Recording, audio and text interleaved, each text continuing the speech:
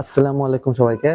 আজকে আমাদের সাথে আমাদের তৃতীয় এপিসোডে আছে হচ্ছে তারেক স্যার রূপায়ণে এখন কর্মরত আছে। স্যার আপনি শুনতে পাবেন। কেমন আছেন স্যার? আচ্ছা, আলহামদুলিল্লাহ, ধন্যবাদ ভাই। আসলে এরকম একটা অপরচুনিটি আমাদের ইন্ডাস্ট্রির জন্য বা আমাদের মার্কেটের জন্য এটা খুব বেশি একটা ভ্যালু অ্যাড করবে, অনেক ফ্রুটফুল হবে।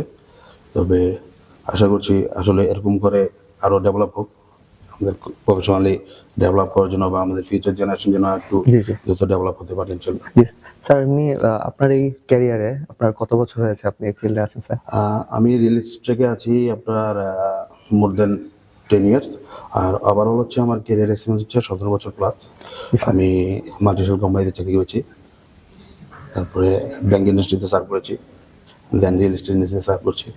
মানে ওভারঅল আমি চেষ্টা করেছি আসলে বাংলাদেশের ম্যাক্সিমাম সেক্টরগুলো একটু টাচ করে, কর্পোরেট কালচারগুলোকে গ্যাদার করে এবং ওই কালচারটার মাধ্যমে ফিল্টার করে পজিটিভ ভাইবগুলা যেন আমি আমার ইন্ডাস্ট্রিতে বা আমি যে ইয়াতে আছি, প্রফেশনে আছি, আমার সাথে আমার সাবঅর্ডিনেট বা আমার যারা আমরা একসাথে কাজ করি সবার মাঝে যেন আমি একটা আপনার কি বলে টিম বিল্ডিং বা মোটিভেশন, স্প্রেড আউট হয়ে কাজ করার এরকম একটা সুযোগ করে দেয়। এমনি স্যার, আপনি যে আপনার এই জার্নিতে আপনি তো অনেক আপনার অনেক ট্রেনিং করেছেন, আপনারও মেন্টর ছিল। তো এই যে জার্নিতে আপনার যেই যারা আপনার মেন্টর ছিল বা আপনি যাদেরকে ট্রেন করিয়েছেন, তাদের মধ্যে আপনার কি ল্যাকিংস মনে হয়েছে যে ওই মেন্টরটা যদি আপনাকে ওই সাপোর্টটা দিত, হয়তোবা আপনার যে জিনিসটা আপনি নিজে নিজে থেকে শিখছেন হয়তো ওটা থেকে বেটার হতো আর একটু। আর থাকে না যে হ্যাঁ এটা একটু মিস হয়েছে, এটা একটু হলে বেটার হতো। আর যেই যারা আসলে আপনার টিমে আছে তাদের মধ্যে কি কি স্কিল আপনি দেখেন যে প্রবলেমস মনে হয় আপনার কাছে যে এটা যদি ও আগে থেকে একটু পলিশ হয়ে আসতো তাহলে হয়তো আপনার যে আপনার কমান্ড বোঝার জন্য সেই দক্ষ হতে হবে, সেই দক্ষতা ওর মধ্যে থাকতো আর কি। আচ্ছা, বেসিক্যালি আমি বলি আসলে মেন্টর তো ডেফিনেটলি প্রত্যেকেরই একজন মেন্টর লাগবে। ক্যারিয়ার ডেভেলপমেন্ট হোক, প্রফেশনাল ডেভেলপমেন্ট হোক এবং পার্সোনাল ডেভেলপমেন্টের জন্য আমি মনে করি একজন মেন্টর ফলো করা উচিত। ডেফিনেটলি আমিও মেন্টর ফলো করেছি, আমারও বেশ কয়েকজনের মধ্যে একজন মেন্টর আমি আসলে প্রায়োরিটিতে রাখি, ওনার নামটা এখানে শো করছি না। আমার মেন্টরশিপটা ইজ মাচ ইম্পর্টেন্ট আপনার ক্যারিয়ার ডেভেলপমেন্টের জন্য। বাট আমার কাছে যেটা মনে হয় আসলে মেন্টরদের তো কোনো গ্যাপ থাকবে না। মেন্টরদের কাছ থেকে যেটা শিখবো পাশাপাশি ওইটার সাথে আসলে আমরা আর একটু ভ্যালু অ্যাড করে যেটা আমরা আসলে ডে বাই ডে গ্রো, কারণ আমাদের মেন্টর যদি আমরা বলে দেখেন, মেন্টর কিন্তু একটা জেনারেশনে ফিক্সড। আর আমাদের আপনার আমরা কি করি, আমি আজকে ধরেন একটা প্রফেশনে, এই জেনারেশনের পরবর্তী জেনারেশন আসবে আরেকটা প্রফেশনে, জেনারেশন টু জেনারেশন কিন্তু একটু চেঞ্জ হয়। তো আমাদের মেন্টর ডেফিনেটলি ওই কালচারে উনি যে টাইমে ছিলেন ওই কালচারটা উনি ইয়ে করে। আর আমরা যারা আছি আমরা মনে করেন যে আমরা মেন্টর যাদেরকে ফলো করি ওনাদের আসলে আমরা ভুলটাকে আমরা স্কিপ করে ওনার কাছ থেকে পজিটিভ যে জিনিসটা আছে ওটাকে আমরা চেষ্টা করি হচ্ছে ফিল্টার করে অ্যাকসেপ্ট করার জন্য। আর বর্তমান যারা আপনার নতুন ইন্ডাস্ট্রিতে আসতেছে বা প্রফেশনালে আসতেছে, যারা ইয়াং গ্রাজুয়েশন কমপ্লিট করেছে বা মাস্টার্স কমপ্লিট করেছে, প্রফেশনাল লাইফিং করছে, তাদের কাছে আসলে আমার একটাই রিকোয়েস্ট থাকবে বা আমরা যেটা গ্যাপ পাচ্ছি সেটা হচ্ছে ডিসিপ্লিনারি। তাদের আসলে টোটালি ডিসিপ্লিনটাতে গ্যাপ। আমি সবার উদ্দেশ্যে একটি সাজেস্ট করব যে আপনারা বা ইউনিভার্সিটিতে থাকা অবস্থায় বা আপনারা যখন স্টাডি করতেছেন ওইটাও কিন্তু একটা ডিসিপ্লিনের মধ্যেই কন্টিনিউ করে। সো আপনি ডিসিপ্লিনটাকে মেনটেন করেন, ডিসিপ্লিনটা মেনটেন করে আপনি আপনার স্টাডি কমপ্লিট করছেন, ঠিক আপনার লাইফ স্টাইলটাকে আপনার লাইফ স্টাইলটাকে ওই ডিসিপ্লিনারের মধ্যে নিয়ে আসেন এবং প্রফেশনালি যখন আপনি চলে আসতেছেন প্রফেশনাল লাইফটাকে আপনি ওইভাবে ডিসিপ্লিনের মধ্যে নিয়ে আসেন। আমি এখন ম্যাক্সিমাম যে লেগেজটা পাই আমার টিমমেটদের মধ্যে বা আমি যাদের সাথে কাজ করছি, সেই একটাই হচ্ছে আপনার first of all disciplinary problem, কাজের একাগ্রতা থাকে না, প্রফেশনালিজমে ঘাটতি, আর সবচেয়ে বড় যেটা হচ্ছে আপনার কমিটমেন্ট। কমিটমেন্ট। কমিটমেন্টটা আসলে খুব বেশি ব্রেক থ্রু করে। এটা কি স্যার জব রেসপন্সিবিলিটি না বোঝার কারণে এটা হয়? না, ঠিক তা না। জব রেসপন্সিবিলিটিস না বোঝার জন্য না, এখানে একটা গ্যাপ হয়ে এখানে ফ্যাক্ট হয়েছে কি, এখন বর্তমানে ম্যাক্সিমাম কিন্তু জেনজি। সো আমাদের জেনজি যারা আছেন তারা কিন্তু আপনার দেখা যাচ্ছে যে জব রেসপন্সিবিলিটিস সব কিছু বুঝতেছে কিন্তু তাদের আসলে কালচারটা বা মেনটেনিং ওয়েটা একটু ডিফারেন্ট। যে জিনিসটা আমি দেখি, যখন আমি নাসির গ্রুপে ছিলাম, সো আমার 5 জন ছেলে আমি নিতে চাচ্ছিলাম, যে আমার ফ্যাকাল্টিকে বলেছিলাম আর কি, আইবিয়ান, যে স্যার আমাকে 5টা সিভি দেন, আমি এটা কর্পোরেট টিম বানাচ্ছি, যখন আমি মাত্র নিউলি প্রমোটেড হয়েছে as a head of marketing. So তখন আমাকে থেকে আমার বিজনেস স্কুলের স্যার আমাকে ব্র্যাক ইউনিভার্সিটি 2টা সিভি দিয়েছে, আচ্ছা যেটা আমার খুব মানে থাকে না একটা হিট করছিল, যে আমার ক্যাম্পাসে একটা ছেলে নেই যে ক্যাপেবল, যে আমার সাথে জব করতে পারে, তো স্যার কনফিডেন্ট না। তো পরে ব্র্যাক ইউনিভার্সিটি 2জন ছেলেকে দেওয়ার জন্য আমি ওটা না নিয়ে আমি ইন্টার্নশিপ নিয়ে আনপেইড। সো আমার কাছে মনে হয় যে আনপেইড ইন্টার্নশিপই আনপেইডই হওয়া উচিত, কারণ পেইড ইন্টার্নশিপ যেই সোসাইটিতে হচ্ছে, আমার কাছে মনে হয় এটাতে ক্যারিয়ারে আরো অনেক ইফেক্ট হচ্ছে। অনেকে আছে বিকাশে করতেছে, বিকাশে আমি ইন্টার্নশিপ করে আসছি, এখন সে অন্য জায়গায় অ্যাপ্লাই করতেছে, দিন শেষে ওর ক্যারিয়ারটা হচ্ছে না, বেকার হয়ে আছে, কারণ সেই স্কিলটা নাই। তারপর সিমিলার ভাবে আমি রূপায়ণের অনেকে দেখেছি যে রূপায়ণে চাকরি করেছে, ওরা এতটা ক্যাপেবল না ওই পজিশনের জন্য। আমার কাছে মনে হয়েছে যে এভাবে বলতে হয় না, বাট আমার কাছে মনে হয়েছে যে ওই ডিপার্টমেন্টে ওই পজিশনের জন্য সে ফিট না, যেটার ভালো ওয়ার্ড যেটা বলে। তো কেন ফিট না, আমার কাছে মনে হয়েছে যে যে একটা ছোট একটা সেন্টেন্স বা একটা ছোট একটা বাংলা ওয়ার্ড লিখতে পারে না, হ্যাঁ, কাস্টমার কল দিছে, কাস্টমার কি বলছে সুন্দর করে লিখতে পারে না, যেটা হয় আমরা কোর কল যখন করেছি আমরা সবসময় ডিটেলসে লিখি, ওটা বেশি করে লিখি, যাতে আমার মেন্টরকে, যাতে মেন্টরকে আমরা বুঝাতে পারি। এখন যদি আমার এই লেখাটা যদি ঠিক মতো না থাকে, এবং যদি আমি নিজেও কনফিডেন্ট না আসলে আমি কি লিখেছি, তাহলে যেটা হয় যে আমার কাছে মনে হচ্ছে যে এই মানুষটাকে আমরা রিক্রুট করেছি, এবং এই মানুষটা 3 মাস পরে যখন এই কোম্পানিতে নাই, সে এখন আরেক জায়গায় গেছে, যে বলতেছে যে আমি তো রূপায়ণ এটা করে আসছি, ওটা করে আসছি, তার একটা ব্র্যান্ড একটা করে। এতে আমার কাছে মনে হয় ক্যাপেবল ছেলে মার্কেটে আছে, তারা ঠিক মতন ভালো জায়গায় যেতে পারতেছে না।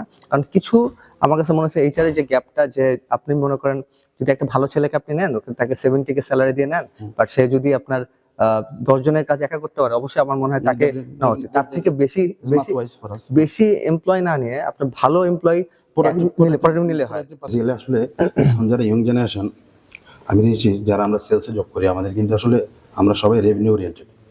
আমাদের ফোকাসটা থাকে হচ্ছে আমরা রেভিনিউ জেনারেশনটা, কোম্পানি আমাদেরকে কিন্তু রিক্রুট করে, বা কোম্পানি আমাদের এক্সপেকটেশন হচ্ছে আমাদের কাছে রেভিনিউ। এখন যারা আপনার রিসেন্ট রিক্রুটার বা জয়েন যারা করে, সবারই আসলে ম্যাক্সিমাম ইন্টেনশন থাকে হচ্ছে স্যালারি ওরিয়েন্টেড। মাস শেষে একটা স্যালারি আছে, এটা দিয়ে আমি কোনো মতে মেনটেন করতে পারতেছি, it's good enough for us. আমার আসলে এক্সট্রা ইনকাম বা সেলসের যে ক্ষুধা, সেলস একটা ক্ষুধা আছে, হাঙ্গারটা নাই কিন্তু। সবচেয়ে ইনকাম কিন্তু সেলসই করা যায় যদি আমি সিরিয়াসলি করি। স্কেল লিমিট আপনি চাইলে যতটুকু আপনার ইয়ে আছে আপনি চাইলে করতে পারেন। আমি আমার এখানে বলি, আমাদের তো রূপায়ণ তো সব লাক্সারিয়াস প্রোডাক্টগুলো করে, আপনার এই রূপায়ণ সিটির উত্তর আমরা এখন যেখানে আছি, এখানে আপনার ম্যাক্সিমাম আমাদের ভ্যালুয়েবল প্রোডাক্ট হচ্ছে, যেটা সবচেয়ে বেশি হচ্ছে আপনার 22 CR। একটা ছেলে যদি 22 CR সেল করতে পারে, সে এনসিটি পাবে 12 lakh plus, 12 lakh plus in a month. এটা কিন্তু is normal, not quite difficult. আর রিয়েল এস্টেট ইন্ডাস্ট্রি বা ইয়াতে সবচেয়ে বড় যেটা হচ্ছে, সেটা সে চাইলে একদম আপনার আনলিমিটেড, সে চাইলে আপনার 50 কোটি মাসে 50 লাখ 60 লাখ টাকা ইনকাম করতে পারে 50 কোটি সেল দিয়ে। তো এই হাঙ্গারনেসটা ওদের মধ্যে পাচ্ছি না, ওই টাইমটাকে ইউটিলাইজ করতে পারে না প্রপারলি। বলে যাচ্ছে আছে তো 14 দিন আছে, 12 দিন হচ্ছে না, বা আপনার যে তাদের যে লিডার আছে, লিডারদেরকে প্রপার ভাবে ফলো করছে না, গাইডলাইন ফলো করছে না। এখন ওরকম যদি হাঙ্গার যদি আপনার টিমে যদি বেশি না 3 জন বা 5 জন যদি ওরকম ডেডিকেটেড হাঙ্গার থাকতো, যে যাকে আপনাকে পুশ করতে হবে না, আপনাকে পুশ করবে, কারণ আপনি তো অলরেডি পুশে আছেন, এন্ড কিছু আসলে আপনি ঠেলে নিচ্ছেন, আর কিছু যদি আপনাকে পুশ করে, তাহলে তো মনে করেন তাহলে আপনার টিমটা তাহলে স্ট্রং হয়, মানে আপনার থিংকিং, আপনি অন্য কিছু চিন্তা করতে পারবেন। আমরা যাদের কাজ করি, আমাদের টিমে যারা আছে, আমরা কিন্তু সবসময় বলি আমাদেরকে এনগেজ করা। হ্যাঁ, আপনি তো সবসময় দেখছি আমি আপনি মতিঝিল চলে যান, আমরা যেন ফ্রি টাইমটা বা অলস টাইমটা, কাজের সময়টা যেন আমরা অলস টাইম বসে থাকতে না হয়, আমাদেরকে এনগেজ করো, তোমাদের বাড়বে, ডেভেলপমেন্ট বাড়বে। বাট ওই ক্ষুধাটা কেন আসে না স্যার? এটার জন্য ইউনিভার্সিটি লেভেলে ডেভেলপমেন্ট, এই ডেভেলপমেন্ট ইউনিভার্সিটি কোন সেক্টরটা গেলে ভালো হয়? সেটা বলতে কি, ইউনিভার্সিটি হচ্ছে প্রত্যেকটা অর্গানাইজেশনের সাথে কানেক্টেড হয়ে যাওয়া, টাই আপ করা। ওই আপনার ওই দেখা যাচ্ছে যে তাদের স্টাডির মোমেন্টে ওই ভ্যাকেশনে ম্যাক্সিমাম ইন্ডাস্ট্রিগুলোতে আপনার ভিজিটে নিয়ে যাওয়া, কালচারটার সাথে একটু অ্যাটাচ করে দেওয়া, ডেভেলপ করা। ইন্ডাস্ট্রির যে লোকজনগুলো আছে বা প্রফেশনাল যারা আছে, তাদেরকে মাঝে মধ্যে ভার্সিটিতে নিয়ে একটু গ্রুম আপ করা, ট্রেন আপ করা, তাহলে কিন্তু এই জিনিসটাকে আসলে রিকভার করা সম্ভব। আচ্ছা স্যার, তো এখন জানতে চাচ্ছিলাম যে আপনার এই পুরো ক্যারিয়ারে, 17 বছর ক্যারিয়ারে কোনো এমন কোনো মেমোরি নেই যে অনেক হার্শ হয়েছে, যেটা অনেক মনে হচ্ছিল ডিফিকাল্ট টাইম ছিল, ওই টাইমে আপনি অনেক আপনার অনেক মনে হয়েছিল যে আমি এই সেক্টরের জন্য ঠিক না বা ফিট না, সামথিং এমন কোনো কিছু আপনি কি কখনো ফিল করেছেন? হ্যাঁ, না আসলে টোটাল প্রফেশনটা ডিপেন্ড করে নিজের উপর। আমি আসলে কিভাবে আমাকে মেনটেন করতেছি, আমার প্রফেশনটার সাথে আমি কিভাবে অ্যাটাচ হবো, টোটাল প্ল্যানিংটা কিন্তু আমার পার্সোনাল থাকবে। আমি পার্সোনালি আসলে যেহেতু আমি প্রফেশন ইন করবো, তখন কিন্তু আমার একটা আমার লাইফ স্টাইল সম্পর্কে একটা প্ল্যান থাকবে। জি জি প্ল্যানটার উপরই আপনার আমি ডিপেন্ড করি, কিন্তু আমি আমার প্রফেশনটাকে আগে আমি একটা ফিক্সড একটা করবো, স্ট্রাকচার করবো, প্ল্যান করবো, ফিক্সড একটা অ্যাচিভমেন্ট গোল করবো। ওই গোলের উপর টার্গেটের উপর অ্যাচিভ করি কিন্তু আমি আগাবো। জি জি আচ্ছা স্যার, এখন আপনার ব্যাংকিং সেক্টরে তো স্যার আপনি ছিলেন, জি। সো ব্যাংকিং সেক্টর থেকে রিয়েল এস্টেটে যখন আপনি এসেছেন, আপনার কাছে কি কখনো এরকম সিচুয়েশন হয়েছিল যে আপনি তো ব্যাংকিং সেক্টর এক্সপিরিয়েন্স আপনার 5 years, sir 5 to 7 years, so আপনি এখন রিয়েল এস্টেটে কিভাবে আপনাকে আবার ফ্রেশার থেকে শুরু করতে হবে, এরকম কোনো সিচুয়েশন না আসলে হয়েছিল? বেসিক্যালি আমি যখন ব্যাংকে ছিলাম আমি কিন্তু আপনার রিটেলে ছিলাম। হ্যাঁ, আচ্ছা আচ্ছা সো রিটেল এবং আমি এখন রিয়েল এস্টেট সেলসে। আমার টেক সেম, ডিপার্টমেন্ট সেম, আমার প্রোডাক্ট ডিফারেন্ট। আচ্ছা তো সেক্ষেত্রে আমার কাছে কোনো চ্যালেঞ্জটা ফেস করতে হয়নি, কারণ আমার যে নেটওয়ার্ক আছে আমি নেটওয়ার্কটা day by day build up করতে পারছি। এবং আমি তখন যাদেরকে নিয়ে কাজ করতাম, প্রায়োরিটি কাস্টমার যা ছিল তার চেয়ে এখন কিন্তু বর্তমানে আমার প্রায়োরিটি কাস্টমার কিন্তু গ্রো আপ হচ্ছে। এটা আমি একটা মোটামুটি হেলদি একটা একটা বেস তৈরি হয়েছে। জি জি তো আলহামদুলিল্লাহ এটা ডে বাই ডে আরো গ্রো আপ আর হবে। হবে। জি স্যার, স্যার এমনি যদি আপনার কোনো মেসেজ থেকে থাকে আর কোনো কিছু? মেসেজ আসলে আমি যে শুরুতে একটা কথা বলেছি, ফিউচার জেনারেশনের উদ্দেশ্যে একটা কথাই বলবো যে আপনার ডিসিপ্লিনারি হন, ডিসিপ্লিন করেন, ডিসিপ্লিনটা মেনটেন করেন এবং প্রপার টাইম ম্যানেজমেন্টটা এনশিওর করেন, প্রপার টাইমে প্রপার কাজটা করে যান এবং আপনারা আপনাদের মেন্টরদের ফলো করেন।